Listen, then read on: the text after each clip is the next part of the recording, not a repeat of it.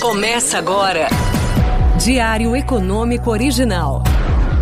Uma parceria entre o Banco Original e o Canal Rural, com uma análise das principais informações que impactam os mercados, a economia global e do Brasil. Apresentação Marco Caruso. Bom dia. Hoje é 9 de fevereiro de 2023. Esse é o seu Diário Econômico Original. Não tem aquecimento nenhum, fervura nenhuma, fritura nenhuma.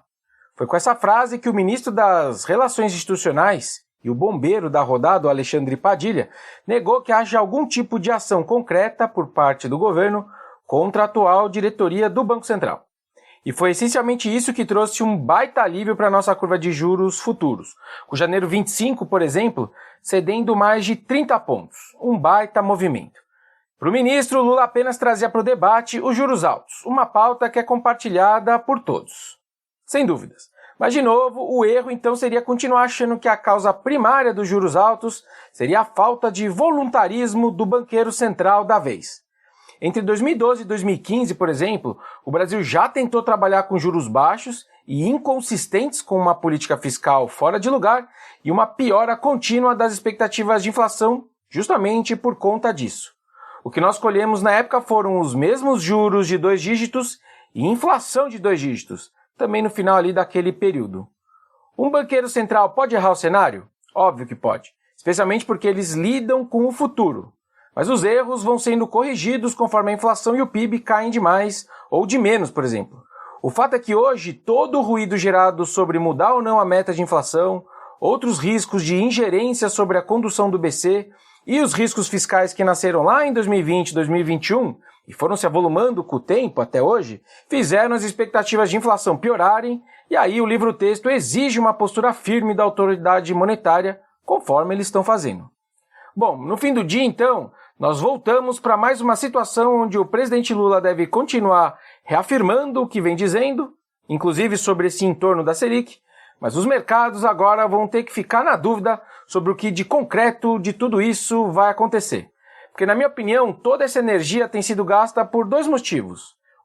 Se de fato o PIB deste ano for muito mais fraco do que o ano passado, então a Selic surge como a grande culpada e não qualquer outra eventual política econômica mal desenhada, por exemplo. E 2, se porventura a decisão do governo for seguir expandindo a política fiscal, inclusive por esse risco de PIB muito baixo, e isso acabar gerando novas pioras de inflação e chamar novas altas de juros, o Copom já vai encontrar uma forte resistência.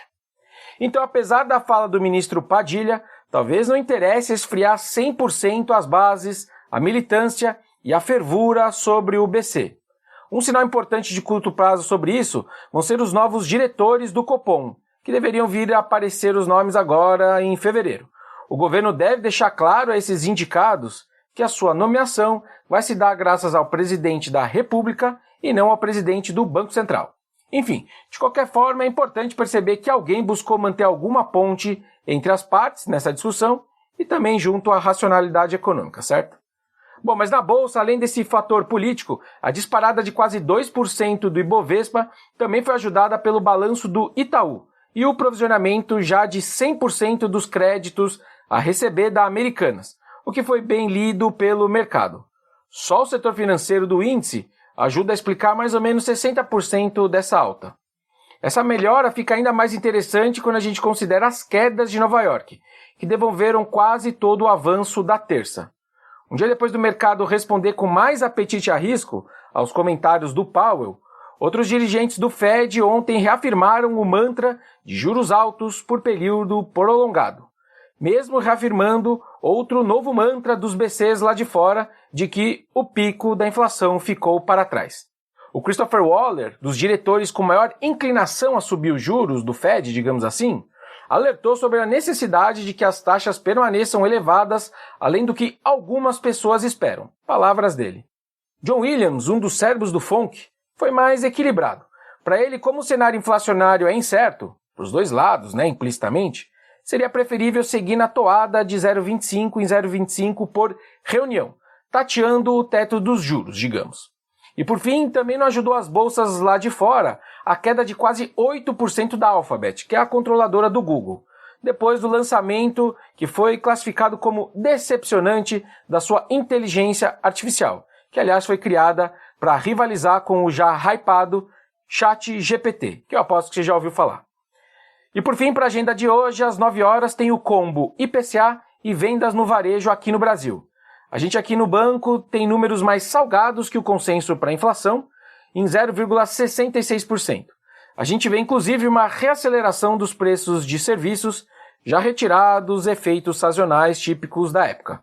Do outro lado, em compensação, os bens industriais devem continuar melhorando de preço nesse mundo pós-pandemia. E para a atividade varejista, a gente está um pouco mais positivo que os demais para dezembro. Vamos ver. Bom dia, bons negócios e sorte sempre. Você ouviu Diário Econômico Original, uma parceria entre o Banco Original e o Canal Rural, com uma análise das principais informações que impactam os mercados, a economia global e do Brasil. De segunda a sexta, às 6 da manhã, no Spotify e YouTube.